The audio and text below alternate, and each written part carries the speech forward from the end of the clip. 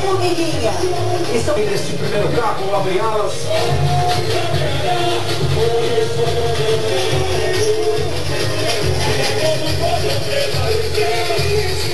Aí estão os colhedores de laranjas.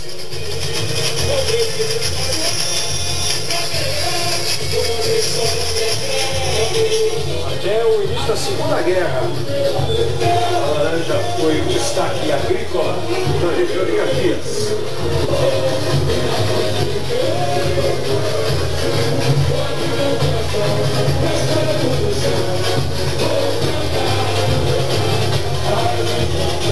Que buscou essa alegoria, uma linguagem bem infantil, bem leve, tem espantalho, que é um personagem que sempre faz sucesso com as crianças, tem a locomotiva sorridente. Começaram a dominar as colinas da Baixada Fluminense. E já se tornou a maior exportadora da fruta, ainda no final do século XIX, maior exportadora de laranja. A rainha do laranjal é a Bruna Dias. Destaque aí deste primeiro carro, abre alas.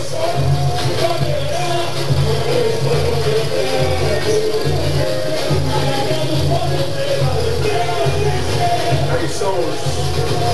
Tem espantalho, que é um personagem que sempre faz sucesso com as crianças, tem a locomotiva sorridente, bem leve.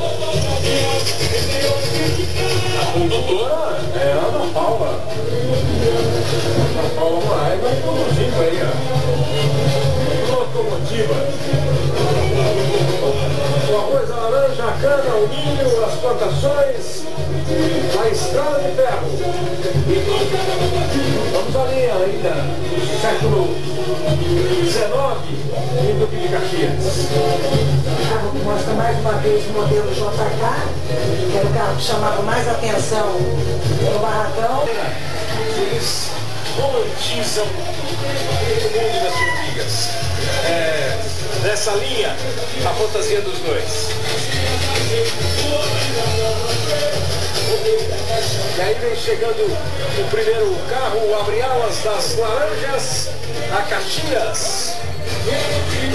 Século XIX, e as laranjas, os laranjais começaram a dominar as colinas da Baixada Fluminense.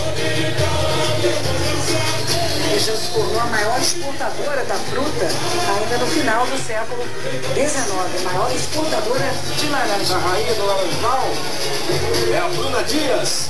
Destaque aí neste primeiro carro, abre alas.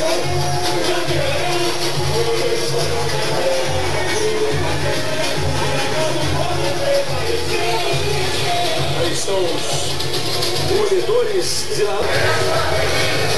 Jorge Luiz e Renata, segundo casal de mestre e porta-bandeira, um figurino inspirado na cultura africana. Representa o príncipe e a princesa de Angola.